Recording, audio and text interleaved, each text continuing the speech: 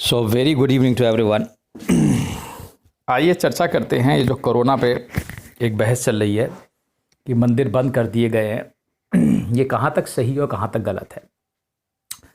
देखिए, मंदिर बंद कर दिए गए हैं या मंदिर खोले गए हैं या मस्जिदें बंद कर दी गई हैं या चर्चेस बंद कर दिए गए हैं, और इटली में तो पूरा वेटिकन सिटी ही जो उनका सबसे बड़ा आप कह सकते हैं धार्मिक स्थल है।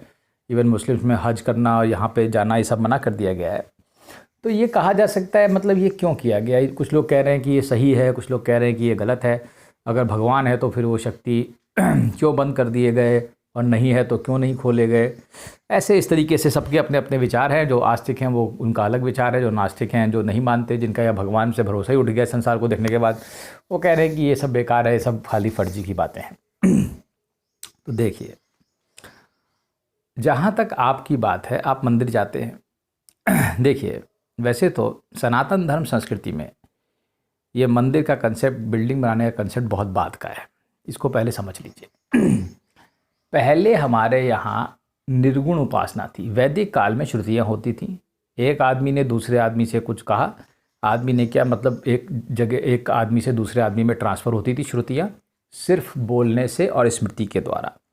वहाँ कोई मूर्ति पूजा नहीं थी, वो प्रकृति की पूजा करते थे, प्रकृति उपासक थे। सूर्य, चंद्रमा, नदियों की पूजा होती थी।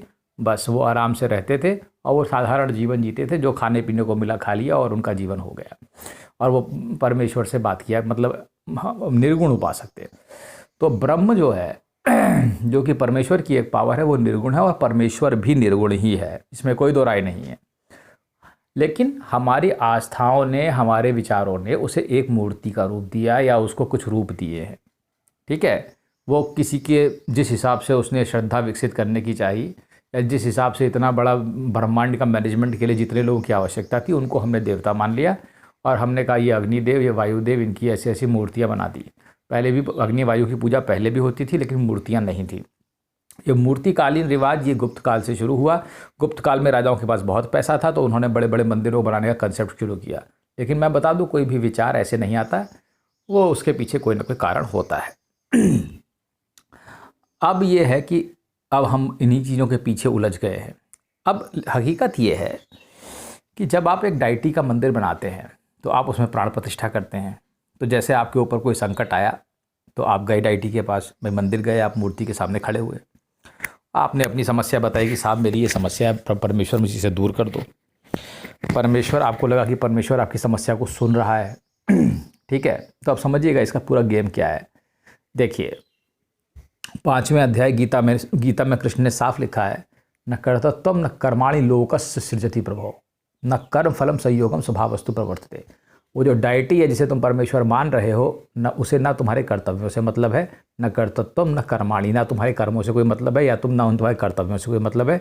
लोकस्य सृजति प्रभो, जिसने संसार बनाया है उसको किसी चीज़ से मतलब नहीं है। ना कर्म फलम, वो तुम्हारे कर्म फल से भी उसे कोई मतलब नहीं है। स्वभाव वस्तु प्रवर्तित, ये सिर्फ स्वभाव या प्रकृति बरत रही है।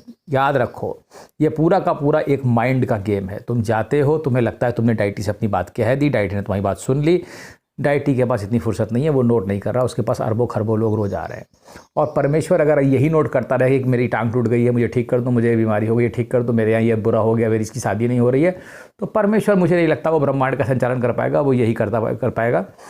उसके पास इतना फालतू समय नहीं है। ठीक है, जिसकी एक बार बोलने से अरबों खरबों ब्रह्मांड सृष्टियाँ ऐसे ही पैदा हो जाती हैं, वो तुम्हारे ये सब चीज़ें नहीं सुनता है। मैं पहले बता दे रहा हूँ।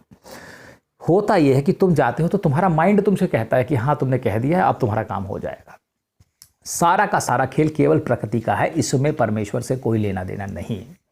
ये बात याद रखो, सारा का सारा खेल प्रकृति का है। तुम जाते हो, तुम कहते हो, तुम्हें लगता है कि तुम्हारा काम हो गया, तुम्हें लगता है, तुम्हें एक पॉजिटिव साइकोलॉजी मिलती है, तुम्हें एक पॉजिटिव एनर्जी मिलती है, पॉजिटिव वाइब्रेशन मिलती है, और तुम्हें लगता है तुमने कह दिया, मेरा काम हो जाएगा, काम खत्म हो गया।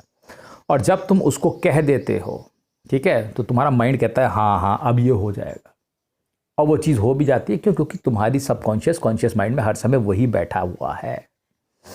यहाँ पे मैं ये भी क्लियर तुमको, ठीक है, तो इस चीज़ को याद रखो, न कर्तृत्वम न कर्माणि लोकस्य सृजति प्रभो। इस लोक के सृजन करने वाले परमेश्वर को तुम्हारे कर्तव्यों से और कर्मों से कोई मतलब नहीं है। तुम क्या जाके बोलते हो उसके सामने, उसे मतलब नहीं है। ये तुम्हारा माइंड ही तुम्हें समझा देता है बस कि वो चीज़ हो पाएगी कि नहीं। वहाँ डायटी कभी बोलता है क्या?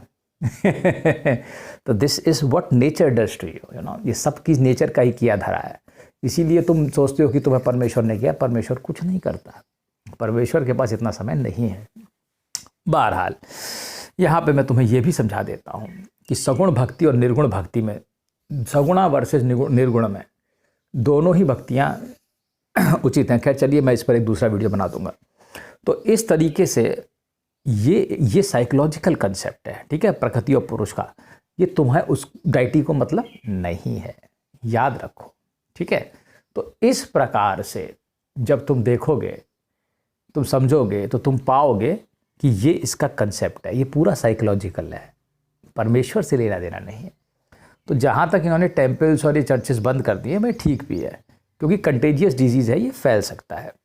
और ये भी देख लो, एक बात ध्यान रखो, हमने मूर्तियाँ या ये जो मंदिर मस्जिद बनाए हैं, ये इसलिए बनाए हैं कि हमारा माइंड जो है भगवान के बारे में सोचे, ठीक है, हमारा माइंड भगवान के बारे में सोचे, विचार करे परमेश्वर के बारे में। ये बहुत ज़रूरी है, क्योंकि जब तुम किसी डाइटी को देखते हो तो तुम उस चीज़ को रिफ्लेक्ट होता है उसमें से बार बार, वही तुम सोचते हो। मान लो कृष्ण की फोटो है तो यू रिकॉल कृष्णा, तो माइंड में कृष्ण आएगा, तो माइंड से तुम कृष्णा में भगवान की तरफ जाओगे। उसका बेसिक कंसेप्ट यही है, क्योंकि निर्गुण उपासना काफ़ी कठिन है, ठीक है। चलिए, तो इस प्रकार से जो ये बंद किया गया है, ये इस प्रकार से है। और एक बात ध्यान रखो, ये सब का सब तुम्हारे फेथ पे है।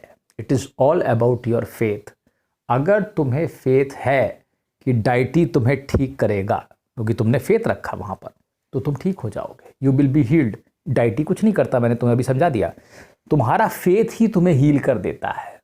क्योंकि डाइटी को मतलब है नहीं करता, तुम 5वां अध्याय गीता, तो समझ लो इस चीज़ को। जब तुम जाओगे तो वही तुम्हारी प्रकृति ही या तुम्हारी साइकोलॉजी ही तुम्हें ठीक कर देगी। वो तुम्हारा फेथ है, तुम्हारी आस्था तुम्हें ठीक करती है, ना कि वो डाइटी तुम्हें ठीक करता है, समझे। इसलिए दृढ़ आस्था के साथ जो भी काम करोगे, घर में बैठ के भी अगर आस्था है तुम में, तो बहुत अच्छा है, मंदिर जाने की इतनी ज़रूरत नहीं है, ठीक है। चलिए, थैंक यू।